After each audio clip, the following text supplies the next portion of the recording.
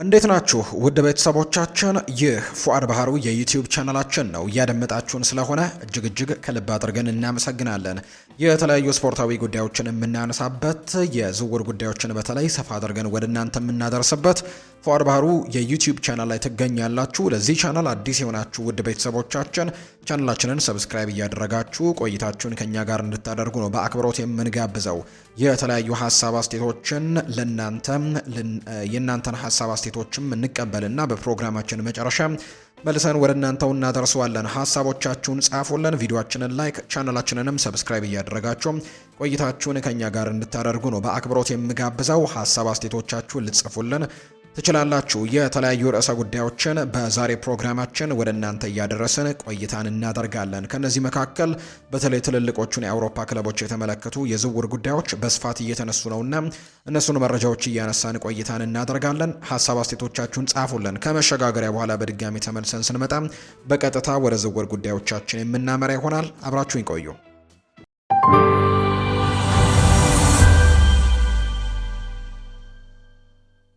ወደ ቀዳሚው ጉዳያችን እናምራ። የኒውካስል ዩናይትድ ሁለት ኮከቦች ሊሸጡ እንደሚችሉ እየተነገረ ነው። ኒውካስል ዩናይትድ በዚህ ክረምት እንደ አንቶኒ ጎርደን እና ቲኖ ሊቨርመንቶ ያሉ ትልልቅ የሚባሉ ተጫዋቾቹ የዝውውር ጥያቄ ሊቀርብላቸው እንደሚችል በርካቶች ግምቶቻቸውን እያስቀመጡ ነው የሚገኘው።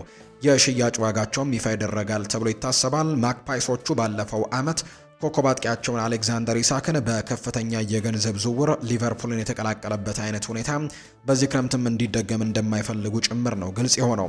ያም ሆኖ ግን ቴሌግራፍ እንደዘገበው አርሰናልና ሊቨርፑል አንቶኒ ጎርደንን በቅርበት እየተከታተሉት ሲሆን ሊቨርመንቶ ደግሞ ከማንቸስተር ሲቲ ጋር ስሙ እየተያዘ ነው የሚገኘው። እንደ ዘገባው ከሆነ የአንቶኒ ጎርደን መነሻ የሽያጭ ዋጋም እስከ 100 ሚሊዮን ፓውንድም ሊደርስ እንደሚችል ግምቶች እየወጡ ነው። ኒውካስል እንደ ብሩኖ ጉማሬሽ እና ሳንድሮ ቶናሊ ላሉ ሌሎች ኮከቦችም ተመሳሳይ አይነት ዋጋ ይጠብቃል ተብሎ ነው የሚታሰበው። በተጨማሪም በአንጻራዊነት በዝቅተኛ ዋጋ ሊሸጡ የሚችሉ ተጫዋቾች ተጠቅሰዋል። ለምሳሌ ያክል ጆ ዊሎክ አንደኛው ነው። ከክሪስታል ፓላስ እና ሊድስ ዩናይትድ ጋርም ስሙ መያያዙን ተከትሎ የ15 ሚሊዮን ፓውንድ ዋጋም ተለጥፎበታል የተባለው። እያንዳንዱ ተጫዋችም የራሱ የሆነ የሽያጭ ዋጋ ቢኖረውም ኒውካስል አብዛኞቹን ኮከቦች ግን በሴንት ጄምስስ ፓርክ ለማቆየትም በከፍተኛ ጥረት እንደሚያደርግ ጭምር የሚያሳዩ መረጃዎች ናቸው እየወጡ የሚገኙት። ሆኖም ግን የሚገርመው ነገር ቴሌግራፍ በፍጹም የማይሸጥ ብሎ እንግዲህ የጠቀሰው ተጫዋች ወጣቱ ሉዊስ ማይሊን ብቻ መሆኑ ነው የተነገረው። እንደ አንቶኒ ጎርደን፣ ሳንድሮ ቶናሊ እና ብሩኖ ጉማሬሽ ያሉ ተጫዋቾች በቂ የገንዘብ ጥያቄ ከቀረበላቸው ኒውካስልን የመልቀቅ ዕድል እንዳላቸው ቢጠቆምም ማይሊ ግን የማይነካ ተጫዋች ተደርጎ እንደሚታይ ነው ዘገባው የጠቆመው። ሌሎች ትኩረት የሚሹ ስሞችም አሉ። አንደኛው ማሊክ ቲያው ነው። ከማንቸስተር ዩናይትድ ጋር ስሙ የተያዘ ሲሆን 80 ሚሊዮን ፓውንድ ሊያወጣ እንደሚችልም ጭምር ነው እየተገለጸ የሚገኘው። ኒክ ቮልትማድም እንዲሁ የባየር ሚኒክ አሁንም በዚህ ጀርመናዊ ኢንተርናሽናል ላይ ፍላጎት ስላለው በኒውካስል ዩናይትድ ያለው ቆይታ ደግሞ አጠራጣሪ እንደሆነ ጭምር ነው ዘገባዎች እየጠቆሙ የሚገኙት። ማንቸስተር ዩናይትድ የወልቭሱን አጥቂ ማቲያስ ማኔን ለማስፈረም ፍላጎት እያሳየ እንደሚገኝ የሚያሳዩ መረጃዎች ናቸው የሚወጡት። የ18 ዓመት ተጫዋች በፕሪሚየር ሊጉ ባሳየው ብስለትና ሁለገብነትም አስደንቋል። በማጥቃት መስመር ላይ በሶስቱም ቦታዎች የመጫወት አቅም ያለው ማቲያስ ማኔ የማንቸስተር ዩናይትድን ትኩረት እንደሳበ ጭምር ይነገራል። ዩናይትድ እንደሱ ያለ ሁለገብ አጥቂ የሚያስፈልገው ሲሆን ዝውውሩም ቢሆን ወደ 50 ሚሊዮን ፓውንድ አካባቢ ሊጠየቅበት እንደሚችል ነው በርካቶች የሚገምቱት።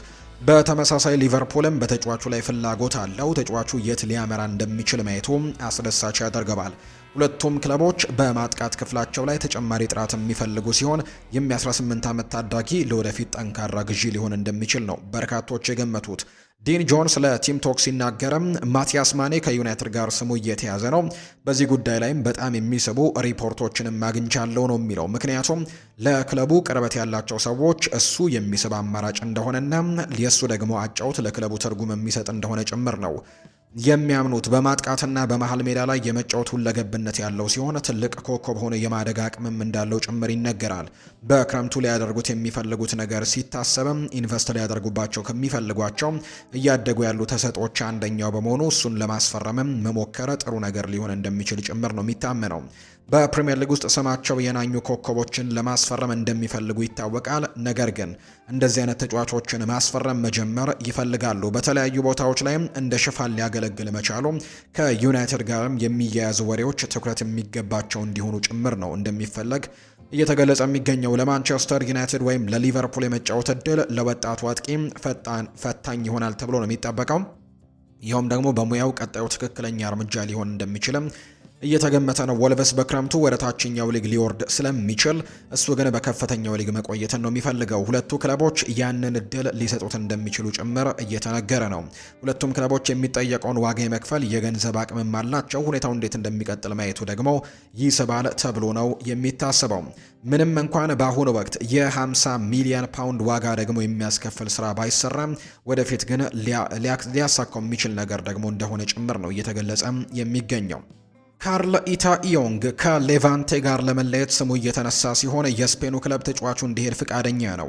እንደ ቤን ጃኮብስ ዘገባ ከሆነ ማንቸስተር ዩናይትድ እና አርሰናል በዚህ ተሰጥኦ ባለው አጥቂ ላይም ከፍተኛ ፍላጎትም እያሳዩ ነው የሚገኙት። በክረምቱ ይፋዊ የዝውውር ጥያቄ ያቀርቡ እንደሆነ የሚታይ ጉዳይ ነው የሚሆነው። ሲኤስካ ሞስኮ ተጫዋቹ አሁን ላይ ለማስፈረም ፍላጎት ያለው ሲሆን ከ30 ሚሊዮን ዩሮ በላይ የሆነ የዝውውር ጥያቄም አቅርበዋል። የስፔኑ ክለብ የቀረበለትን ጥያቄ አስቀድሞ የተቀበለ ሲሆን ተጫዋቹ እንዲለቅም እየገፋፋው ነው የሚገኘው።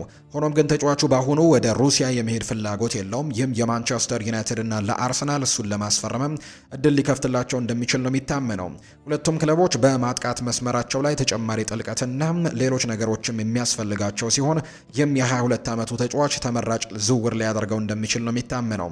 እሱም ለቡድኑ ግቦችንና የፈጠራ ብቃትን ይጨምርላቸዋል። በማንቸስተር ዩናይትድ ውስጥም ከቤንጃሚን ሼስኮ ጋር ለቋሚ ቦታ ሊፎካከር ይችላል የተባለው ስሎቬኒያዊው አጥቂ በማጥቃት መስመር ላይ ተጨማሪ ድጋፍ ያስፈልገዋል። በቦታዎች ላይም የሚኖር ፉክክር ሁለቱም ተጫዋቾች ብቃታቸውን እንዲያሻሽሉ ይረዳቸዋል ተብሏል። ኢታኢዮንግ በላሊጋ ብቃቱን ያሳየ ሲሆን በፕሪሚየር ሊግም ስኬታማ ለመሆን የሚያስችል ቴክኒካል ብቃት ነው ያለው። ማንቸስተር ዩናይትድ ዝውውሩን ሊያጠናቅቅ ይችል እንደሆነ የሚታይ ነው። ይህም ካሜሮናዊ ኢንተርናሽናል በዚህ የውድድር ዘመን በላሊጋ 6 ግቦችንና 3 ለግብ የሚሆኑ ኳሶችንም አቀብሏል።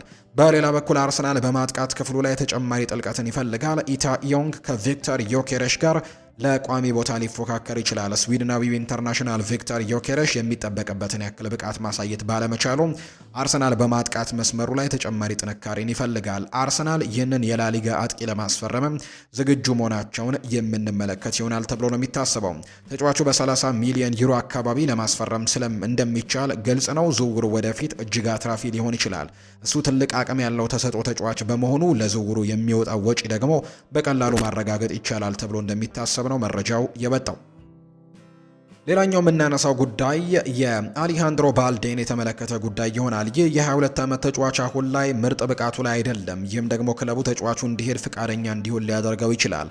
ተጫዋቹ በባርሴሎና ውስጥ ያለው ተሰሚነት እየቀነሰ መሆኑ ተዘግቧል። ይሁን እንጂ የ22 ዓመቱ ተከላካይ አሁንም ብሩህ ተስፋ ያለው ድንቅ ተሰጥኦ ሊሆን እንደሚችል ይነገራል። በተስማሚ ቡድን ውስጥ ደግሞ እጅግ ጠቃሚ ዝውውር ሊሆን እንደሚችል ነው በርካቶች የሚያምኑት። ማንቸስተር ዩናይትድ በውድድር ዘመኑ መጀመሪያ ላይ ባልዴን ለማስፈረም ሙከራ አድርጎ ነበር።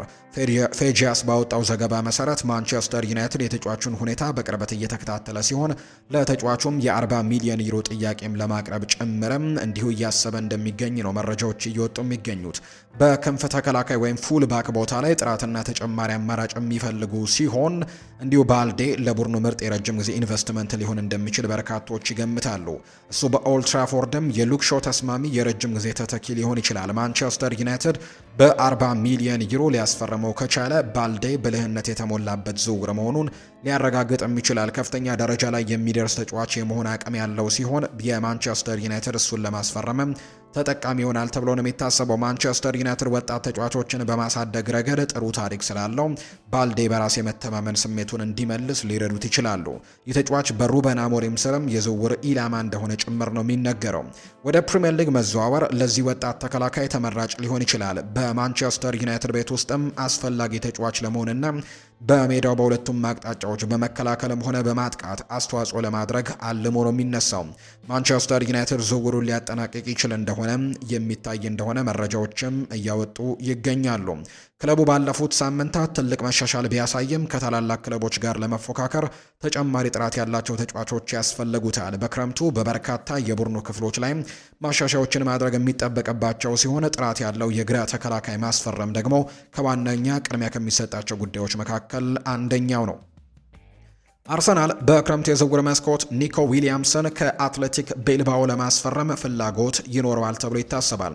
ይህ የ23 ዓመት ተጫዋች በላሊጋ ድንቅ ብቃቱን እያሳየ የሚገኝ ሲሆን የአርሰናልም ዋነኛ ኢላማ ሆኗል። እንደ ፌጂያስ ዘገባ ከሆነ በውሉ ላይ የ100 ሚሊዮን ዩሮ ውል ማፍረሻ ወይም ሪሊስ ክሎዝም ያለው ሲሆን አርሰናል ይህንን ከፍተኛ መጠን ለመክፈልም ዝግጁ መሆኑ የሚታይ ይሆናል። የስፔኑ ክለብም በክረምቱ ተጫዋቹን በዝቅተኛ ዋጋ ይለቀዋል ተብሎ አይጠበቅም። ይልቁንም ከሽያጩ ከፍተኛውን ገቢ ለማግኘትም ይጥራሉ ነው የተባለው። አርሰናል በክንፍ መስመሩ ላይ ተጨማሪ ጥራት የሚፈልግ ሲሆን ይህም ደግሞ የ23 ዓመቱ ተጫዋች ለሱ ተመራጭ ዝውውር ነው። ሆኖም ግን የውል ማፍረሻው በጣም ከፍተኛ በመሆኑ አርሰናል በተመጣጣኝ ዋጋ ለማስፈረም ይሞክራል። ሁኔታው እንዴት እንደሚቀጥል ማየቱ አስደሳች ያደርገዋል። አርሰናል ለትልልቅ ዋንጫዎች መፎካከር ከፈለገ ከማጥቃት መስመሩ ላይ ተጨማሪ ጥንካሬ የሚያስፈልገዋል። ተከላካዮችን ጥሶ መግባት የሚችልና ከአንድ ለአንድ ግንኙነቶችን ማሸነፍ የሚችል ተጫዋችም ነው የሚፈልጉት። የሱን ፍጥነትና ቴክኒካል ብቃትም በማጥቃት ቀጠናው ላይ ሊጠቀሙበት ይችላሉ ነው እየተባለ የሚገኘው። በሌላ በኩል ኒኮ ዊሊያምስ ለዋንጫዎች መታገል የሚፈልግ ሲሆን በዓለም ላይ ካሉ ትልልቅ ክለቦችም አንዱን መቀላቀል ለሱ ተመራጭ ያደርገዋል። አርሰናል ጠንካራ ቡድን ያለው ሲሆን ለሊግ ዋንጫና ለቻምፒየንስ ሊግ እየተፎካከረ ነው የሚገኘው። ይህ ሁኔታ ለአጥቂው አርሰናልም ሳቢ መድረክም ያደርግለታል ተብሎ ይታሰባል። ኒኮ ዊሊያምስ ወደ ምርጥ ብቃቱ ዘመኑ እየገባ ሲሆን ይህም ለታላቅ ክለብ ለመፈረምም ትክክለኛው ጊዜ ነው። አርሰናልም በአሁኑ ወቅት ለሙያዊ እድገቱ ተመራጭ እርምጃ ሊሆንለት እንደሚችል ነው የሚታመነው። ይህ በእንዲህ እንዳለ ሊያንድሮ ትሮሳርድ ክለቡን ሊለቅ እንደሚችል ስሙ እየተነሳ ሲሆን ጋብሪኤል ማርቲኔሊም ቋሚ የመሰለፍ ዕድል ለማግኘት እየታገለ ነው የሚገኘው። ኒኮ ዊሊያምስ ለሁለቱም ተጫዋቾችም የተሻለ አማራጭና አፕግሬድ መሆኑን ሊያረጋግጥ እንደሚችል ይፋ ተደርጓል።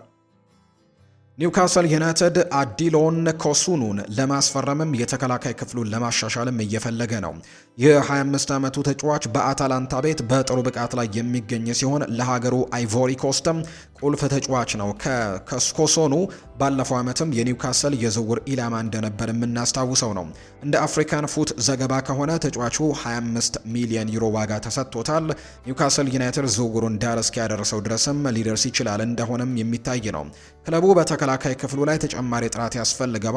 ዳን በርንና ፋቢያን ሸር በ30ዎቹ የዕድሜ ክልል ውስጥ የሚገኙ በመሆናቸው ኒውካስል ተገቢውን ተተኪ ማግኘትም ይኖርባቸዋል ተብሎ ነው የሚታሰበው። ይህንን አይቮሪ ኮስታዊ ማስፈረምም ትክክለኛ እርምጃ ነው። እሱ ብሩህ ተስፋ ያለውና አሁን ላይ በምርጥ ብቃት ደረጃ ላይም የሚገኝ ተሰጥኦ ያለው ተጫዋች ነው። በፕሪሚየር ሊጉ ስኬታማ ለመሆን የሚያስችል አካላዊ ጥንካሬ ነው ያለው ሲሆን ለኒውካስልም አስፈላጊ ተጫዋች ሊሆን ይችላል። የተጠቀሰው የ25 ሚሊዮን ዩሮ ዋጋ እንዲህ አይነት ተጫዋችን ተመጣጣኝም ያደርገዋል ተብሎ ይታሰባል። ወደ ፕሪሚየር ሊጉ የመዘዋወር ዕድል ለተከላካዩ አስደሳች ሊሆን ይችላል። ሆኖም ግን የጣሊያኑ ክለብ አታላንታ እሱን ለመልቀቅም ፈቃደኛ መሆኑ የሚታይ ነው። ተጫዋቹ ባለፈው ክረምትም ከባየር ሌቨርኩዘን የተቀላቀላቸው ሲሆን የረጅም ጊዜ ኮንትራትም ነው ያለው። ስለዚህም ክለቡ እሱን ለመሸጥም ምንም አይነት ጫናን የሌለበት። ኒውካስል ለተጫዋቾች እንግዲህ በየአመቱ በቻምፒየንስ ሊግ ለመሳተፍ የሚያስችል ትልቅ እቅድ አለው። በቡድን ውስጥ ያሉት ክፍተቶችን መሙላት ያለባቸው ሲሆን የመከላከል ክፍሉን ማሻሻል ደግሞ ቅድሚያ የሚሰጠው ተግባር ነው። በዚህ ውድድር ዘመን በ26 የሊግ ጨዋታዎችም 37 ግቦችን ያስተናገዱ በመሆናቸው በመከላከሉ ረገድም ተጋላጭ ሆነው ታይተዋል። የአይቮሪ ኮስታዊ ኢንተርናሽናል ለማስፈረም የሚችሉ መሆኑ ደግሞ የሚታይ ጉዳይ ነው። ሊቨርፑል ብራዚላዊውን አማካይ አለንን ከፓልሜራስ ለማስፈረም ፍላጎት አሳይቷል። የ21 ዓመቱ ተጫዋች ብሩህ ተስፋ ያለው ወጣት ሲሆን ሊቨርፑል የሱን ፊርማ ለማረጋገጥ እየሰራ ነው። ከብራዚል የወጡ ዘገባዎች እንደሚያመለክቱት ዝውውሩ በሚቀጥለው ሳምንት ሊጠናቀቅ የሚችል ሲሆን ተጫዋቹ ከዓለም ዋንጫ በኋላ አዲሱን ቡድኑን ይቀላቀላል ተብሎ ነው የሚታሰበው። ዘገባው አክሎም ሊቨርፑል ዝውውሩን በ35 ሚሊዮን ዩሮ ሊያጠናቅቅ እንደሚችል ተገልጿል። ይህ ደግሞ የ21 ዓመት ተጫዋችም ትክክለኛ አመራር ካገኘም ለክለቡ ቁልፍ ተጫዋች ሊሆን እንደሚችል ድንቅ ተሰጥኦ እንዳለው ጭምር ነው የሚነገረው። ለዝውውሩ የሚወጣው ወጪ ወደፊት በሚያሳየው ብቃት ማረጋገጥ የሚቻልና ለክለቡም ትልቅ ሀብት የሚሆንበት እድል በጣም ሰፊ ነው። አለን በክንፍ መስመር እንዲሁም በአጥቂ አማካኝነትም የመጫወት ብቃት አለው። ለሊቨርፑል የማጥቃት ክፍልም ግቦችንና የፈጠራ ብቃትንም ጭምር ይጨምርላቸዋል። በፕሪሚየር ሊግ የመጫወት እድል ለእሱ አስደሳች የሚሆን ቢሆንም በብቃቱ ግን ከከፍተኛው ደረጃ ለማሳየትም ይጥራል ተብሎ ነው የሚታሰበው። በእንግሊዝ በቋሚነት የመጫወት እድል ማግኘቱ ብቃቱን የበለጠ እንዲያሳድግም በትልቁ ይረዳዋል ተብሎ ይታሰባል።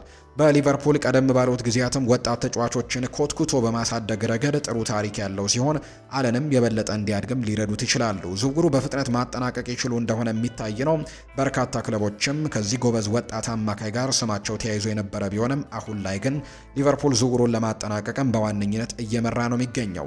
ክለቡ ባለፉት ዝውውር መስኮቶች ቡድኑን በማሻሻል ረገድ ጥሩ ስራን የሰራ ሲሆን አሁንም ቢሆን ለወደፊቱ የሚሆን ቡድን እየገነባ ነው። ስለዚህም ለዚህ ደቡብ አሜሪካዊ ድንቅ ታዳጊ ፍላጎት ማሳየታቸው የሚጠበቅ ጉዳይ ነው። ይህ የ21 ዓመት ተጫዋች ከእንግሊዝ እግር ኳስ ጋር በፍጥነት ተላምዶ በሚቀጥለው የውድድር ዘመንም በሊቨርፑል ዋናው ቡድን ውስጥም አስፈላጊ ተጫዋች መሆን ይችል እንደሆነ ማየቱ አስደሳች ያደርገዋል። የቼልሲው አጥቂ ኒኮላ ጃክሰን በአሁኑ ወቅት በባየር ሚኒክ በውሰት ላይ የሚገኝ ሲሆን በክረምቱ ወደ ክለቡ ይመለሳል ተብሎ ነው የሚጠበቀው። የጀርመኑ ክለብ ተጫዋቹን በቋሚነት የመግዛት እድሉ አነስተኛ በመሆኑ ቀጣይ ማረፊያው የት እንደሚሆን ማየቱ አስደሳች ያደርገዋል። እንደ ቲም ቶክ ዘገባ ከሆነ የተጫዋቹ ወኪሎችም የረጅም ጊዜ የወደፊት እጣ ፈንታቸውን ለማረጋገጥ እየሰሩ ሲሆን ታላላቅ ክለቦችም ፍላጎት አሳይተዋል። ማንቸስተር ዩናይትድ፣ ኒውካስል ዩናይትድ፣ ቶተንሃም እና አስተን ቪላ ሁኔታውን እየተከታተሉ ነው የሚገኙት። ዝውውሩን ለመፈጸም ይፋዊ ጥያቄዎችን ለማቅረብ ዝግጁ መሆናቸውን የምንመለከት ነው የሚሆነው። ቸልሲ ተጫዋቹን በክረምቱ በቋሚነት መሸጥ ለሁሉም ወገኖች የሚበጅ መሆኑን ያምናል። ለተመጣጣኝ የገንዘብ መጠንም እሱን ለመሸጥም ዝግጁ መሆናቸው የሚታይ ነው። ተጫዋቹ በውሰት ከተቀላቀለ በኋላ ለጀርመኑ ክለብ 5 ግቦችን ቢያስቆጥርም በቋሚነት የመሰለፍ እድልን ለማግኘት ግን ሲታገል ነው የቆየው። ኒኮላ ጃክሰን በሚቀጥለው የውድድር ዘመን በቋሚነት የመጫወት እድል የሚሰጠውን ክለብ መቀላቀል ይኖርበታል። ማንቸስተር ዩናይትድ እና ቶተንሃም በማጥቃት መስመራቸው ላይ ተጨማሪ ጥልቀትን ይፈልጋሉ። ኒኮላ ጃክሰን ግብ ከማስቆጠር ባለፈ ለቡድን የፈጠራ ብቃትንም ይጨምራል። ይህም ለእነሱ ደግሞ ተመራጭ ሁለተኛ አጥቂ ሊያደርገው ይችላል። በተመጣጣኝ ዋጋ ማስፈረም ከቻለ ዝውውሩን የሚያዋጣም ነው የሚሆነው። በፕሪሚየር ሊጉ ለማንቸስተር ዩናይትድም ወይም ለቶተንሃም የመጫወት እድል ለተጫዋቹ አስደሳች ነው። አሁን ላይ በምርጥ ብቃት ላይ የሚገኘው ይህ ተጫዋችም በከፍተኛ ደረጃ ለመፎካከርም ዝግጁ ነው። በሌላ በኩል አትሌቲኮ ማድሪድም ተጫዋቹን እየተከታተለው ሲሆን ከወኪሎቹ ጋርም በቋሚነት ግንኙነት እያደረገ ይገኛል። ተጫዋቹ ወደ ስፔን ለመመለስም ዝግጁ መሆኑ የሚታይ ጉዳይ ነው። ፉትቦል ኢንሳይደር እንደዘገበው ኒውካስል ዩናይትድ ለሚቀጥለው የውድድር ዘመን የተከላካይ ክፍሉን ለማጠናከር በማሰብ የወልቨርሃምፕተን ወንደረርሱን የግራ ተከላካይ የሆነውን ሁጎ ቡዌኖን ለማስፈረም እያጠና ይገኛል። በመከላከሉ የግራ መስመር ላይ ባለው የተጫዋች ጥልቀትና ጥንካሬ ላይም ስጋት ያላቸው ማክፓይሶቹም የፕሪሚየር ሊግ ልምድና ለወደፊት የማደግ አቅም ያላቸው አማራጮችን እየገመገሙ ነው። የወልቭስ አሳሳቢ የሊግ ደረጃ ኒውካስል ቡዌኖን ለማስፈረምም የተሻለ እድል እንዲኖሩ አድርጎታል። ክለቡ ወደ ታችኛው ሊግ የሚወርድ ከሆነ እንደ ቡዌኖ ያሉ ደግሞ ቁልፍ ተጫዋቾች በቀላሉ የሚገኙበት የዝውውር ኢላማ ይሆናል ተብሎ ነው የሚታሰበው። ኒውካስል ባለፉት የውድድር ዘመናት በሉዊስ ሆል እና በእጅጉ ተመስርቶ የቆየ ቢሆንም በተደጋጋሚ የሚያጋጥመው የአካል ብቃት ችግር ደግሞ ክለቡ በዚያ ቦታ ላይ ሌላ አማራጭ እንዲፈልግ አስገድዶታል። ምንም እንኳን ሆል አሁንም ቢሆን በክለቡ ትልቅ ግምት የሚሰጠው ቢሆንም በሀገር ውስጥና በአውሮፓ ውድድሮች ላይ ያለው ከፍተኛ ፉክክር ግን ለመቋቋም ተጨማሪ ጥንካሬን እንደሚፈልግ ነው የሚታመነው። በተጨማሪም ሉዊስ ሆል ከሌሎች ክለቦችም በተለየ ከማንቸስተር ዩናይትድም ከፍተኛ ትኩረት እየተሰጠው መሆኑ ይታወቃል። ምንም እንኳን በአሁኑ ወቅት ክለቡን የመልቀቅ ፍላጎት ባይኖረውም ኒውካስል ግን አስቀድሞ ዝግጅት እያደረገ ነው የሚገኘው። ሁጎ ቡዌኖ በፕሪሚየር ሊጉ ጠንካራ ስምን እየገነባ ይገኛል። በ2024/25 የውድድር ዘመንም በፌኖርድ በውሰት ቆይታው ጠቃሚ ልምድን ካገኘ በኋላ ተመልሶ በአሰልጣኝ ሮብ ኤድዋርድስ ስርም በቋሚነት ቦታውን አረጋግጧል። ቡዌኖ እስካሁን 67 የፕሪሚየር ሊግ ጨዋታዎችን ያደረገ ሲሆን ከሊጉ ፍጥነትና አካላዊ ጥንካሬ ጋርም የመላመድ ብቃቱን አሳይቷል። ወደ ማጥቃት መስመር በመሄድም አስተዋጽኦ ያደርጋል። በዚህ ወር መጀመሪያ ላይ ወልቭስ ባለ ክብሩ አርሰናል ጋር 2-2 አቻ እንዲለያይ ያስቻለውን ድንቅ ግብን በማስቆጠር ይህንኑ ብቃቱን ማሳየቱን እናስታውሳለን። በዚህ የውድድር ዘመን 19 የሊግ ጨዋታዎችን በቋሚነት የጀመረውና ከ1700 ደቂቃዎች በላይ የተጫወተው ቡዌኖ ለረጅም ጊዜ መሰለፍ ብቃቱን አሳይቷል። ይህ ደግሞ በተደጋጋሚ ጉዳት ለሚቸገረው ኒውካስልም ትልቅ ግምት የሚሰጠው ባህሪ እንደሆነ ጭምር ነው የተነገረው። ቢቢሲ ስፖርት እንደዘገበው በመጪው የ2026 የዓለም ዋንጫ ላይ በርካታ አዳዲስ የቪኤአር ደንቦች ተግባራዊ ይሆናሉ። በአሁኑ ወቅት የእግር ኳስ አፍቃሪዎች ዳኞች በጨዋታ ላይ የተከሰቱ ወሳኝ ክስተቶችን ለመመልከት ወደ ሜዳው ዳር ስክሪን ሲያመሩ መመልከት የተለመደ ሆኗል። ምንም እንኳን ቪኤአር በደጋፊዎች ዘንድም ያን ያክል ተወዳጅ ባይሆንም አሁን ላይ ግን ቴክኖሎጂው ከበፊቱ በበለጠ ለብዙ ኩነቶችም ጥቅም ላይ እንዲውል ተወስኗል። ቢቢሲ እንዳብራራው ከሆነ በዚህ ክረምት በሚካሄደው ዓለም ዋንጫ የማዕዘን ምቶችና ሁለተኛ ቢጫ ካርዶችም በቪኤአር አማካኝነት የሚታዩ ኩነቶች ዝርዝር ውስጥም ይካተታል። ዘገባው ጨዋታዎች በፍጥነት እንዲሄዱና ቡድኖች የሚያባክኑት ጊዜን ለመቀነስም አዳዲስ ደንቦችን እንደሚኖሩ ነው ተግባራዊ ያደረገው። ይህም ተግባራዊ የሚሆነው በግብ ጠባቂ ኳሶች ወይም በጎል ኪክስም፣ በውጭ ኳሶች ወይም ስሮኢንስ እንዲሁ ደግሞ በተጫዋቾች ቅያሪ ወቅትም እንዲሁ ደግሞ ካውንት ዳውንስን በማስቀመጥ ነው። ቡድኖች መጨረሻ አካባቢ ላይ ጠባብ መሪነታቸውን ለማስጠበቅ የሚጠቀሙበትን የጊዜ ማባከን ዘዴም ለማግኘትም ታስቦ የተዘጋጀ ነው። ይሁን እንጂ የቪኤአር ዋነኛው ትችት ጨዋታን ያዘገያል የሚል በመሆኑ አሁን ደግሞ ከበፊቱ በበለጠ ለብዙ ነገሮች ጥቅም ላይ መዋሉ ፈጣን ጨዋታዎችን ከማየት አንጻር ደጋፊዎች ምን ያክል ያስደስታል የሚለው አጠራጣሪ ያደርገዋል። አዲሱ የኦፍሳይድ ደንብም ሊሞከር ነው። ቢቢሲ ስፖርት አክሎ እንደገለጸው ሌሎች አዳዲስ ደንቦች በቅርቡ ሙከራ ይደረግባቸዋል። ከነዚህ መካከል በአርሰን ቬንገር የተሞከረው አዲሱ የኦፍሳይድ ደንብም ይገኝበታል። ይህ ደንብ አንድ አጥቂ ከተከላካዩ ሙሉ ለሙሉ አልፎ እንዲገኝ ወይም ደግሞ ሙሉ ለሙሉ ካራቀው በስተቀር ወይም ቀድሞ ካልሄደ በስተቀር የተወሰኑ ክፍላቸው የሚቀራረብ ከሆነ ኦፍሳይድ እንደማይባል የሚያሳይ አይነት ህግ ነው። በአሁኑ ወቅት ያለው ደንብ አንድ ተጫዋች በሚሊሜትሮች እንኳን ቀድሞ በመገኘቱና ምንም አይነት ትርጉም ያለው ጥቅም ሳያገኝ ግቦችን የሚሻሩበት መንገድም ብዙ ትችቶች ሲሰነዘረበት ቆይተዋል። በተጨማሪም በቅርቡ በሪያል ማድሪድ ቪኒሲዮስ ጁኒየር እና በቤኔፊካው ጂያንሉካ ክሪስቲያኒ መካከል የተከሰተው ኩነት በኋላ ተጫዋቾች ሲናገሩ አፋቸውን እንዳይሸፍኑ የሚከለክል እርምጃዎችም ሊሞከር እንደሚችል ጭምር የሚያሳዩ ሪፖርቶች ናቸው በትልቁ እየወጡ የሚገኙት። ወደ ቤተሰቦቻችን ከፉአድ ባህሩ የዩቲዩብ ቻናላችን ለዛሬ ያዝንላችሁ የዝውውር ጉዳዮቻችን እነዚህን ይመስሉ ነበር። ስላደመጣችሁን፣ ስለተከታተላችሁን፣ ቆይታችሁን ከኛ ጋር ስለነበር ከልብ አድርገን እናመሰግናለን። ፉአድ ባህሩ ፕሮግራሙን እየመራው ከእናንተ ጋር ቆይታን አደረግኩኝ። በቀጣይ ፕሮግራሞቻችን በድጋሚ እንገናኛለን። መልካም ጊዜ፣ መልካም ቆይታ እንዲሆንላችሁ ነው በአክብሮት የምመኘው።